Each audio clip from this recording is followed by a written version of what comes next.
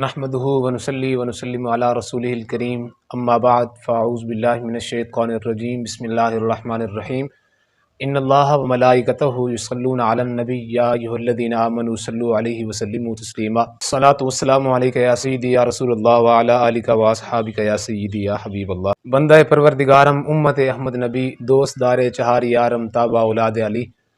مذہب حنفی دارم، ملت حضرت خلیل، خاک پائے غوث اعظم، زیر سایہ ہر ولی۔ کچھ روز قبل تکرار نماز جنازہ کے حوالے سے ایک مسئلہ پیش آیا۔ میت کا ایک نماز جنازہ پنڈی شہر میں ادا کیا گیا، دوسرا نماز جنازہ گاؤں میں ادا ہونا تھا، تو فقیر سے میت کے ورثاء نے رابطہ کیا کہ آپ آ کے مسئلہ کی وضاحت کر دیں۔ فقیر نے جا کے مسئلہ کی وضاحت کی اور ساتھ میں یہ بھی واضح کر دیا کہ یہ مسئلہ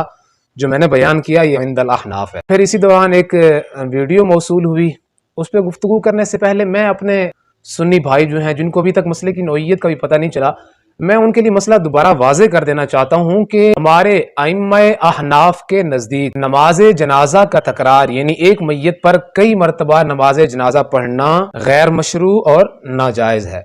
ہاں البتہ کوئی اجنبی شخص جسے نماز جنازہ پڑھانے کا حق حاصل نہیں اور وہ ولی کی اجازت کے بغیر نماز جنازہ پڑھا دیتا ہے اور ولی نے نماز جنازہ بھی اس کے پیچھے ادا نہیں کیا، تو ولی کو اس صورت میں اجازت ہے کہ وہ دوبارہ نماز جنازہ ادا کر سکتا ہے، کیونکہ یہ اس کا حق ہے۔ لیکن اگر خود نہ پڑھے، کسی اور کو اجازت دے دے، تو پھر اس کو خود کو بھی پڑھنے کی اجازت نہیں ہوگی، کیونکہ اس کا جو حق تھا اس نے دوسرے کو اجازت دینے کے ساتھ ساقط کر دیا۔ اب جناب یہ مسئلہ حاشیہ طحطاوی کے اندر بھی موجود ہے، بدائع الصنائع کے اندر بھی موجود ہے، فتح القدیر کے اندر بھی موجود ہے، البحر الرائق کے اندر بھی موجود ہے، فتاوی عالمگیری کے اندر بھی موجود ہے، اور سیدی اعلیٰ حضرت عظیم البرکت مجدد دین و ملت، صاحب حجت قاہرہ، مؤید ملت قاہرہ،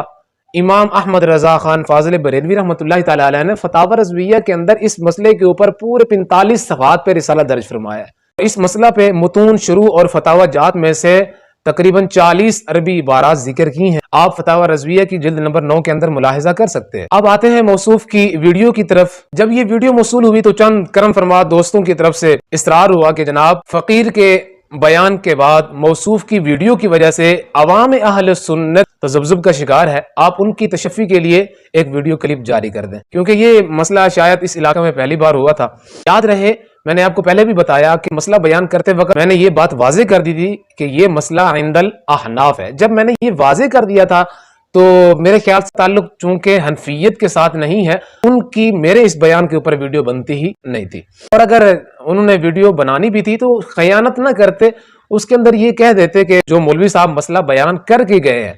انہوں نے اپنے مذہب کے مطابق صحیح بیان کیا، لیکن ہمارے ہاں اس طرح نہیں ہے، ہمارے ہاں مسئلہ یہ ہے۔ لیکن جناب نے تو فقیر کی آڑ میں پوری حنفیت کو چیلنج کر دیا، اور یاد رکھیں ہر کسی کو اپنے مسلک کا دفاع کرنے کا پورا حق حاصل ہے۔ اس ویڈیو کے اندر موصوف نے ایک حدیث مبارکہ بخاری شریف سے اور ایک حدیث مبارکہ امام طحاوی کی ذکر کی ہے، میں ان دونوں حدیثوں کا جواب دوں گا اور پھر آخر میں میرے کچھ سوالات ہوں گے۔ جناب جو پہلی حدیث مبارکہ بخاری شریف کی انہوں نے ذکر کی کہ مصطفیٰ کریم صلی اللہ تعالیٰ علیہ وآلہ وسلم کا ایک قبر مبارک سے گزر ہوا تو رسول اللہ نے پوچھا ان کو کب دفن کیا گیا؟ صحابہ کرام نے عرض کی یا رسول اللہ رات کے وقت دفن کیا گیا۔ حضور نے فرمایا کہ مجھے بتایا کیوں نہیں؟ آقا علیہ السلام نے فرمایا مجھے بتایا کیوں نہیں؟ الی آخر الحدیث پہ رسول اللہ نے جنازہ بھی پڑھایا، اس کا جواب بھی دیتا ہوں۔ لیکن یہ جو رسول اللہ نے پوچھا ہے جناب تم نے مجھے بتایا کیوں نہیں، یہی تو ہماری دلیل ہے کہ جناب اگر ولی اقرب جنازے میں شریک نہ ہو سکے یا جنازہ اس کی اجازت کے بغیر پڑھایا گیا ہو تو وہ ولی اقرب کو جناب اجازت ہے کہ وہ جنازہ پڑھ سکتے ہیں۔ اب مصطفیٰ کریم صلی اللہ تعالیٰ علیہ وآلہ وسلم کا حق کیا ہے جی؟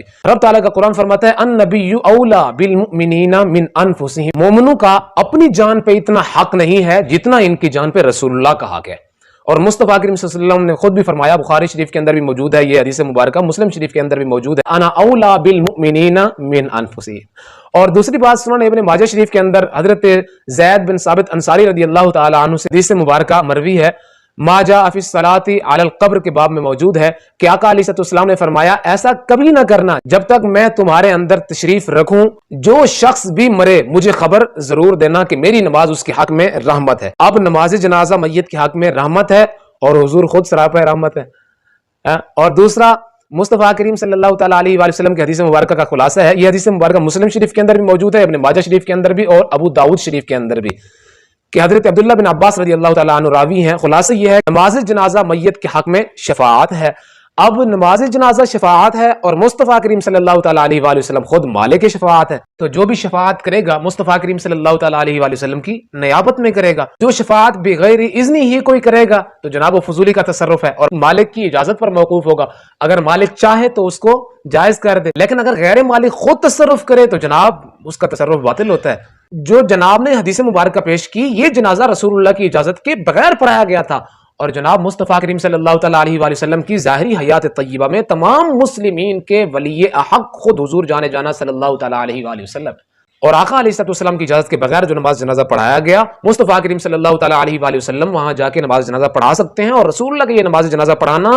یہ اعادہ نماز نہیں ہوگا، بلکہ نماز اول یہی قرار پانی چاہیے۔ باقی جو صحابہ جنہوں نے رات کو دفن کیا تھا وہی خود دوسرے دن مصطفیٰ کریم صلی اللہ علیہ وسلم کے پیچھے نماز جنازہ پڑھ رہے ہیں، تو جناب اس کا جواب علامہ قسطلانی نے ارشاد الساری کے اندر، اور ملا علی قاری رحمۃ اللہ تعالی علیہ نے مرقات شرح مشکات کے اندر، اور علامہ زرقانی نے اس کا جواب شرح موطا کے اندر دیا کہ دوسرے حضرات کی نماز مصطفیٰ کریم صلی اللہ تعالیٰ علیہ وآلہ وسلم کی تبعیت میں تھی۔ اس حدیث مبارکہ کے حوالے سے اس ایک جواب پر اکتفا کروں گا۔ اب دوسری حدیث مبارکہ کی طرف آتی ہیں جو جناب نے پیش کی سید الشہداء امیر حمزہ رضی اللہ تعالیٰ عنہ کے حوالے سے کہ ان کی نماز جنازہ کئی بار پڑھائی گئی۔ آپ نے حدیث مبارکہ شرح معانی الآثار سے پیش کی ہے۔ جناب اس کے بالکل مخالف حدیث مبارکہ بخاری شریف کے اندر موجود ہے، جس کے راوی حضرت جابر بن عبداللہ رضی اللہ تعالیٰ عنہ ہیں جو احد کے دن موجود تھے۔ آپ کیا فرماتے ہیں؟ امر بدفنہم بدمائہم ولم یغسلوا ولم یصلی علیہم۔ آپ فرماتے ہیں میں رسول اللہ صلی اللہ تعالیٰ علیہ وآلہ وسلم نے حکم دے دیا کہ ان شہداء کو ان کے خونوں کے ساتھ ہی دفن کر دو، نہ ان کو غسل دیا گیا نہ ان کے اوپر نماز جنازہ پڑھائی گئی۔ اور امام ترمذی نے اس حدیث مبارکہ کو صحیح قرار دیا ہے، اور نسائی اور ابن ماجہ نے بھی اس کو روایت کی ہے۔ اور موصوف کا شرح معانی الآثار کی حدیث مبارکہ پیش کرنا بخاری شریف کو چھوڑ کے جناب یہ تو موصوف کے مسلک کے بالکل خلاف ہے کہ صحیح بخاری کے رد کے لیے کسی دوسری روایات پر عمل کو حلال جانے۔ اور جناب نے جو شرح معانی الآثار کے حوالے سے حدیث مبارکہ پیش کی ہے، اس کی خود حالت یہ ہے کہ اس کی کوئی بھی سند مسند مقال سے خالی نہیں ہے، اور خود موصوف کے بزرگوار ابن تیمیہ کے جد امجد نے اپنی کتاب منتقا میں کہا ہے کہ شہداء احد کی نماز جنازہ ہونا ایسی سندوں سے مروی ہے جو ثابت ہی نہیں۔ بعد تسلیم صحت حدیث غایت درجہ جو ہوگا وہ اس قدر کے جناب سیدنا امیر حمزہ رضی اللہ تعالیٰ عنہ کی نعش مبارکہ سامنے بدستور رکھی رہی، اور باقی صحابہ کرام رضی اللہ تعالیٰ عنہم اجمعین کی نعش مبارک تبدیل ہوتی رہیں، اور سیدنا امیر حمزہ رضی اللہ تعالیٰ عنہ کی نعش مبارک کا محض نہ اٹھایا جانا مستلزم اعادہ صلاۃ نہیں ہے، کیونکہ یہ امر مصطفیٰ کریم صلی اللہ تعالیٰ علیہ وآلہ وسلم کی نیت پر موقوف ہے، اور نیت کا تعلق تو جناب غیب سے ہے، اور غیب آپ رسول اللہ کی ذات کے لیے نہیں مانتے، ہم سے ایسے توقع کیسے رکھ سکتے ہیں کہ ہم آپ کے لیے مانیں گے؟ یہ جناب ممکن ہے کہ ان کی نعش مبارکہ کا رکھا جانا صرف ہر بار کے برکات نازلہ میں شمول کے لیے ہو۔ ظاہر ہے ایسی جگہ رویت کا تعلق صرف صورت ظاہرہ تک ہے، نہ کہ معنی باطن تک، اور مطلب مستدل کا ثبوت اسی معنی باطن پر موقوف ہے اور اس پر کوئی دلیل نہیں ہے، تو استدلال سرے سے ہی ساقط۔ ہاں اگر آقا علیہ السلام خود اپنی زبان مبارک سے بیان فرما دیتے تو پھر جناب آپ کا احتجاج صحیح ہوتا، وَإِذَا لَيْسَ فَلَيْسَ۔ اور آخر میں سیدی اعلیٰ حضرت عظیم البرکت نے جو سوالات لکھے ہیں میں وہی سوالات پھر دہراؤں گا۔ پہلا، کوئی ایسی حدیث مبارکہ دکھا دیں جس کے اندر مصطفیٰ کریم صلی اللہ تعالیٰ علیہ وآلہ وسلم نے فرمایا ہو کہ جنازہ کئی بار یا دو بار پڑھا کرو، یا اتنا ہی دکھا دو کہ مصطفیٰ کریم صلی اللہ تعالیٰ علیہ وآلہ وسلم نے فرمایا ہو کہ نماز جنازہ جب پڑھ لو تو پھر اعادہ کر لیا کرو، یا اتنا ہی فرمایا ہو کہ جو ولی حق کے ساتھ نماز جنازہ پڑھ لے یا اس کی اجازت سے پڑھ لے تو پھر وہ اعادہ کرے، یہ بہتر ہے، یا اس قدر فرمایا ہو کہ دوسری بار نماز جنازہ پڑھنے میں کوئی حرج نہیں ہے، یا حدیث صحیح سے یہ دکھا دو کہ مصطفیٰ کریم صلی اللہ تعالیٰ علیہ وآلہ وسلم ہمیشہ کئی بار یا دو بار نماز جنازہ پڑھایا کرتے تھے، یا صرف اتنا دکھا دو کہ ایک میت پر ولی حق نے نماز جنازہ پڑھ لی ہو اور پھر انہی میں سے کسی نے یا کسی اور نے مصطفیٰ کریم صلی اللہ تعالیٰ علیہ وآلہ وسلم کے سامنے نماز جنازہ دوبارہ پڑھی ہو اور رسول اللہ صلی اللہ تعالیٰ علیہ وسلم نے سکوت اختیار فرمایا ہو، یا مصطفیٰ کریم صلی اللہ تعالیٰ علیہ وسلم کی بارگاہ میں یہ خبر پہنچی ہو کہ ایک میت کا 2 مرتبہ نماز جنازہ پڑھایا گیا اور رسول اللہ خاموش رہے ہو۔ یہ 7 صورتیں ثبوت کی ہیں، جن میں سے پہلی 4 قولی اور 5ویں فعلی اور آخری 2 تقریری ہیں۔ ان میں سے جس ہلکی سے ہلکی آسان سے آسان صورت پر قدرت پاؤ تو جناب پیش کرو، اگر نہیں کر سکتے جناب جب جان لو کہ سب راہیں بند ہیں تو خدا را شریعت مطہرہ پر افترا نہ باندھو۔ اللہ رب العزت ہم سب کو آقا علیہ نبینا علیہ السلام کی پیاری شریعت مطہرہ کو صحیح طریقے سے سمجھنے کی توفیق نصیب فرمائے۔